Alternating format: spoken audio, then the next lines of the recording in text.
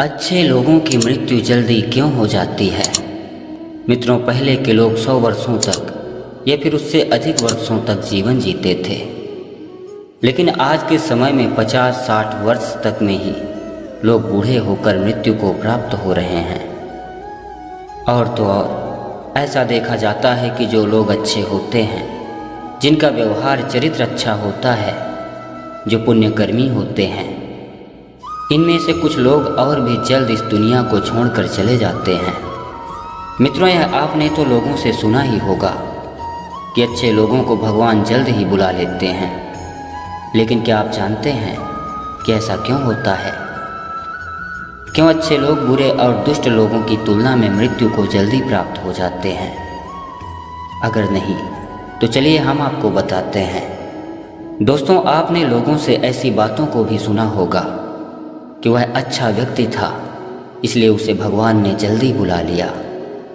बुरा और दुष्ट होता तो जल्दी मरता नहीं, लोगों को परेशान करता। दोस्तों, कई ग्रंथों में इसके बारे में वर्णन मिलता है। उन्हीं ग्रंथों के माध्यम से चलिए हम जानते हैं कि ऐसा क्यों होता है। श्रीमद् भागवत गीता में भगवान श्री कृष्ण कहते हैं कि जिसका जन्म हुआ है उसकी मृत्यु एक दिन अवश्य होगी, यह कटु सत्य है। और किसी मनुष्य के जन्म से पहले ही उसके भाग्य में 5 चीज़ें लिख दी जाती हैं। पहला है कि मनुष्य का जन्म कब, कहाँ और किसके यहाँ होगा। दूसरा है मनुष्य का विवाह कब, कहाँ और किसके साथ होगा। तीसरा है कि मनुष्य के पास धन संपत्ति कितनी होगी। चौथा है कि मनुष्य कितना विद्वान होगा, अर्थात उसमें कितनी बुद्धि होगी, वह कितना ज्ञानी होगा। और पांचवा है कि उस मनुष्य की मृत्यु कब, कहाँ और कैसे होगी। यह 5 चीज़ें ऐसी हैं जो अटल हैं, और यह सब मनुष्य के पिछले कर्मों के अनुसार ही मनुष्य के भाग्य में लिख दिया जाता है। मनुष्य सिर्फ कर्म करने के लिए ही स्वतंत्र है। इसीलिए कहा जाता है कि अच्छा कर्म अच्छे भाग्य को बनाता है और बुरा कर्म दुर्भाग्य को बनाता है। मित्रों, आपने यह भी सुना होगा कि जितनी चाबी भरी राम ने उतना चले खिलौना, अर्थात भगवान ने जितना जिसको जीवन दिया है, जो जितने दिनों के लिए आया है, उतने समय तक ही वह इस माया नगरी में रहता है, अर्थात इस संसार में रहता है। हम मनुष्य और संपूर्ण प्राणी भगवान के हाथों का एक खिलौना ही तो हैं। उनकी मर्जी बिना एक पत्ता भी नहीं हिलता। दोस्तों, किसी अच्छे मनुष्य को भगवान इस पृथ्वी लोक में किसी न किसी उद्देश्य से भेजते हैं। जब विधाता का उस मनुष्य द्वारा वह उद्देश्य पूरा हो जाता है तो भगवान उस मनुष्य को जल्द ही अपने पास बुला लेते हैं, क्योंकि वह मनुष्य भगवान के हृदय में, अर्थात वह मनुष्य भगवान के निकट होता है। आप यह भी कह सकते हैं कि वह मनुष्य भगवान का प्रिय होता है।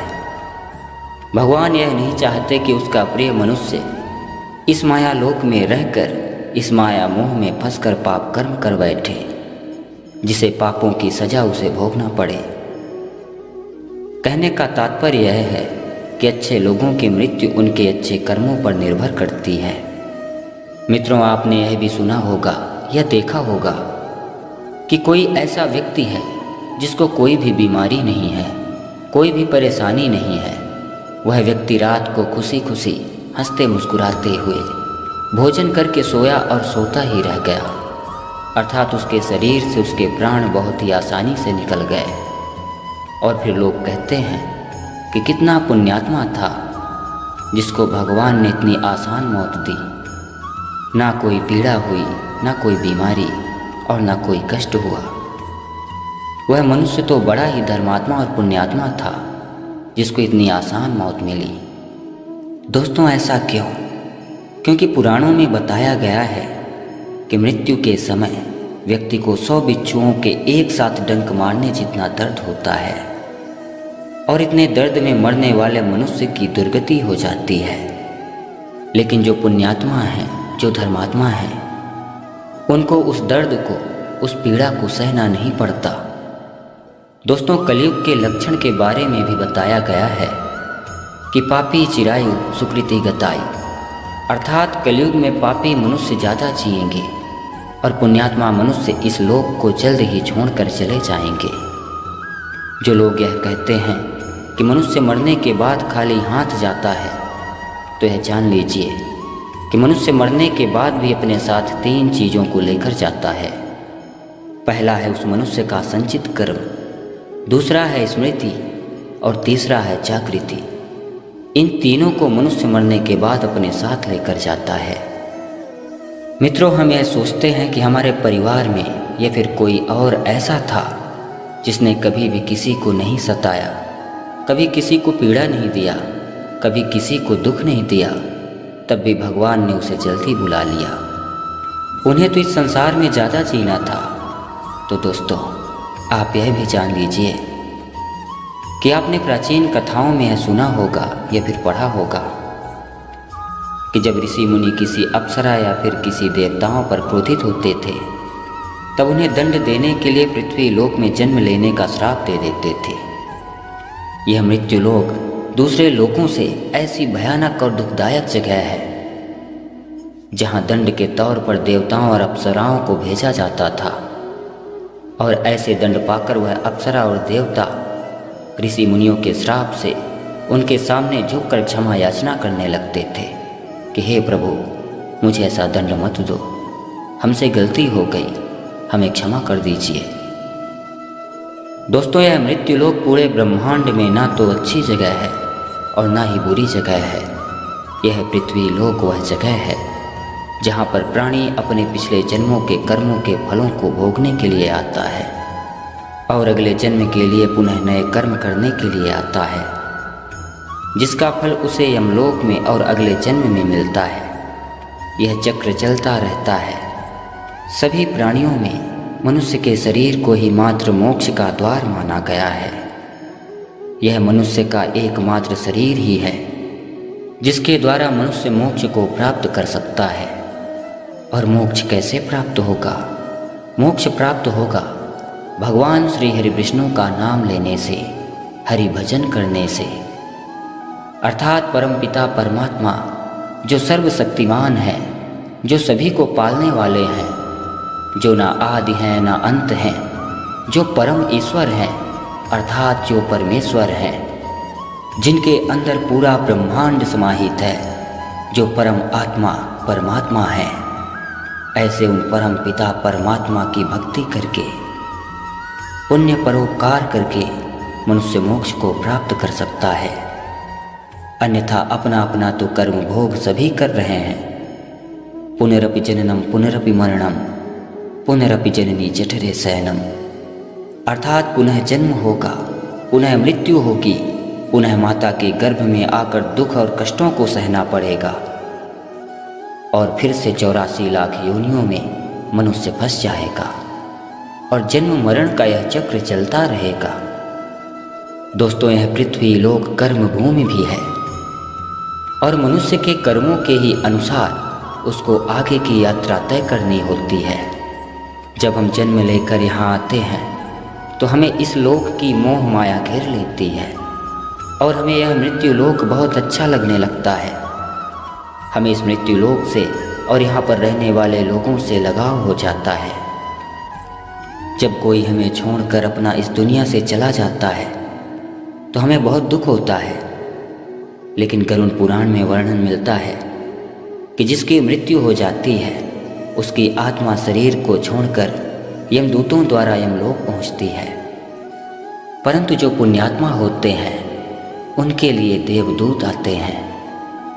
लेकिन अगर कोई पापी व्यक्ति है तो उस व्यक्ति ने पृथ्वी लोक में लोगों को या अन्य प्राणियों को बहुत ज़्यादा दुख दिया है, बहुत ज़्यादा सताया है, तो उसे यमराज अगले जन्म में बहुत ज़्यादा आयु को देते हैं ताकि वह अपने पाप कर्म फलों को ज़्यादा समय तक भोग सके। कई लोग तो अपने आयु से भी ज़्यादा जीवन जीते हैं। शरीर का मांस सूख जाता है, शरीर में मात्र हड्डियां ही बचती हैं। घर परिवार वाले भी किनारा कर लेते हैं। कोई पानी तक के लिए नहीं पूछता, बिस्तर में पड़े पड़े मलमूत्र कर देते हैं, उठा नहीं जाता, शरीर काम नहीं करता, हाथ पैर नहीं चलता। इतनी खराब स्थिति हो जाती है कि वो भगवान से बार बार प्रार्थना करते हैं कि हे भगवान, अब यह दुख सहा नहीं जाता, अब कृपा कर दो, मुझे मौत दे दो। लेकिन उन्हें मौत नहीं मिलता। परिजन भी ये सोचते हैं कि यह मर जाए तो अच्छा है, लेकिन उसे मौत नहीं आती। इतना कष्टदायक जीवन होता है। लेकिन जो पुण्यात्मा होते हैं उन्हें कम आयु दी जाती है ताकि मृत्युलोक में जब तक रहें वह सुखी रहें।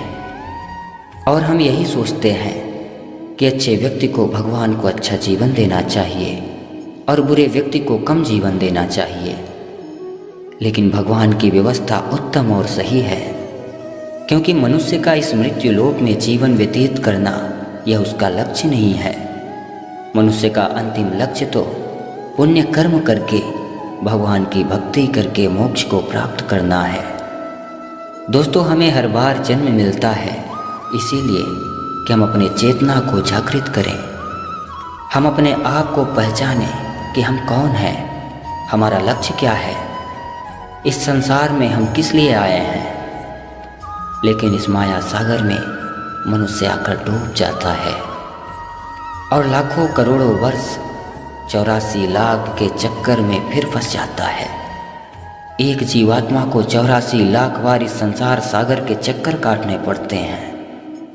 मित्रों, जिनकी आयु कम होती है तो परमात्मा यही चाहते हैं कि वो इस मृत्युलोक के दुखों को, कष्टों को कम सहन करें। दोस्तों, अगर आप भी भगवान श्री हरि विष्णु के भक्त हैं तो चैनल को सब्सक्राइब करें, वीडियो को शेयर करें। मित्रों, खुश रहिए, प्रसन्न रहिए, सुखी रहिए। परमपिता परमात्मा श्री हरि की कृपा आप पर सदैव बनी रहे। मित्रों, कमेंट में एक बार प्रेम से लिख दीजिए, जय श्री हरि, नारायण नारायण।